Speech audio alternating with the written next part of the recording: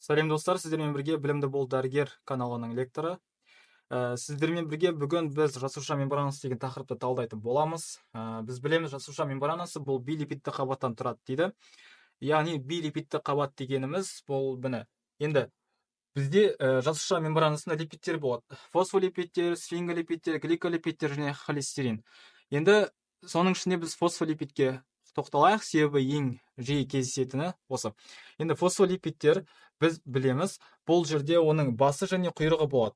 Енді оның басы гидрофильді болады, ал екі құйрығы бар, олар гидрофобты. Екі құйрығы бір-біріне қарап жатқан орналасады. Міне дәл осылай.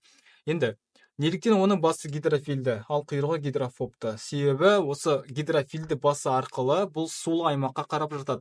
Мысалы, мынаны біз мембрана дейтін болсақ, мына аймақта бізде цитоплазма орналасады, ал мына жақта жасуша аралық кеңістік.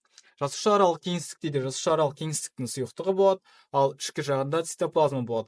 Енді осының гидрофильді басы екі жаққа қарап орналаса алады, себебі ол судан қорықпайды. Ал гидрофобты екі құйрығы бұл судан қорқатындықтан бір-біріне қарап орналасқан болады. Енді жасушаның мембранасында осылай бізде фосфолипидтер орналасады. Енді осы фосфолипидтердің аралықтарында бізде интегринді белоктар және перифериялық белоктар, яғни полуинтегринді белоктар орналасады. Бұл интегринді және полуинтегринді белоктарға цитоплазмада келіп бізде цитоқаңқа деген құрылымдар болады. Осы цитоқаңқа келіп байланысып жатады. Цитоқаңқа не екенін біз алда уақытта сабақта айтатын боламыз.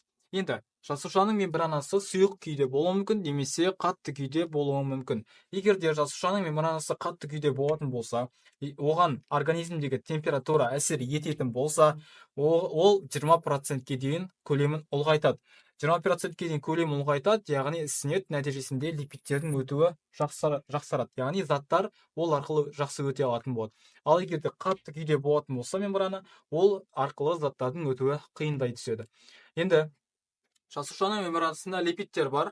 Бұл липидтер бізде фосфолипидтер, сфинголипидтер, гликолипидтер және холестериндер болып мембранада орналасқан. Енді фосфолипидтер каждыйының құрылымына келетін болсақ, фосфолипид бізде бір амин қышқыл туындысынан, одан кейін фосфор тобынан және глицериннен тұрады. Бұл арқылы оның басты құралады және екі құйрығы бар. Бұл қаныққан және қанықпаған май қышқылдарынан тұратын құйрықтарынан бар. Ал енді сфинголипидтер бұл кезде тоже дәл сондай амин қышқылынан тұрады, фосфор тобынан тұрады. Ал бұл жерде глицериннің орнына сфинголипидтерде сфингазин деген болады. Яғни сфингазин деген құрылымнан глицериннің орнына келіп ауысады. Яғни амин қышқылы, фосфор тобы, сфингазин басын құрап, ары қарай қаныққан және қанықпаған май қышқылдарынан тұрады екен. Келесі гликолипидтер бұл жерде көмірсу, яғни амин қышқыл және фосфор тобының орнына көмірсу орналасады.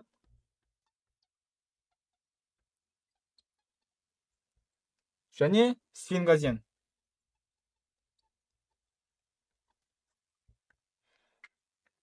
Қалған құйрығында қаныққан және қанықпаған май қышқылдары болады. Келесі холестерин бұл осы екі құйрықтарының аралықтарында жататын құрылым болып саналады. Енді осы мембрананың пайда болуы барысында, яғни холестериннің пайда болуы барысында, олардың орналасуы барысында екі түрлі көріністе олар мембрана құралады. Біріншісі липосомалар, екіншісі мицеллалар.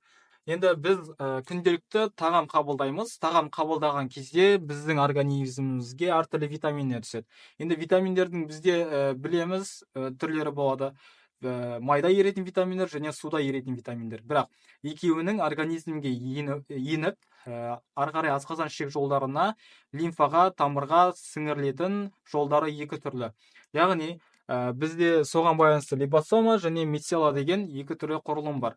Бұлар жаңағы суда еритін және майда еритін витаминдерді тасымалдайды. Бұның негізгі қызметі сонда. Яғни липосома арқылы суда еритін витаминдер тасымалданады. Суда еритін бізге жаңа жатқызылатын В тобының витаминдері, ПП витаминдері, С тобының витаминдері. Енді майда еритін витаминдерге бізге А, Д, Е, К витаминдер жатқызылады. Енді Липосомалар неліктен суда еритін витаминдер тасымалдайды? Себебі липосомалардың сыртқы мембранасы майлы болады екен да, ал ішіндегі сұйықтық, яғни ішінде сулы орта болады. Сондықтан организмге түскен суда еритін витаминдер, бұлар келіп мынау сулы ортаға орналасады.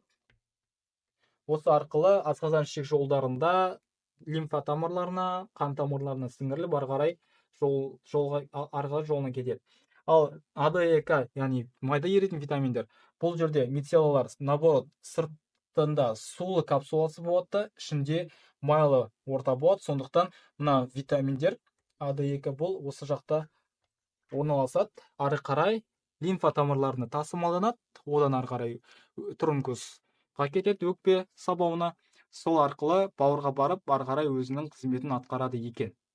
Сонымен достар, бізде жасуша мембранасы бойынша кіріспе осы. Ары қарай осы мембрананың негізгі қызметтері туралы айтамыз. Яғни мембрана, біз білеміз, жасушадан шектейді, ішкі құрылымдарды, ішкі органеллаларды сырттан тұйықтайды.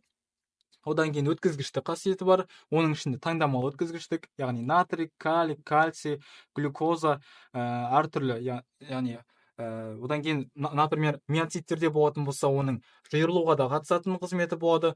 Динамика, яғни жасуша, яғни қозғалғыш қызметі болады.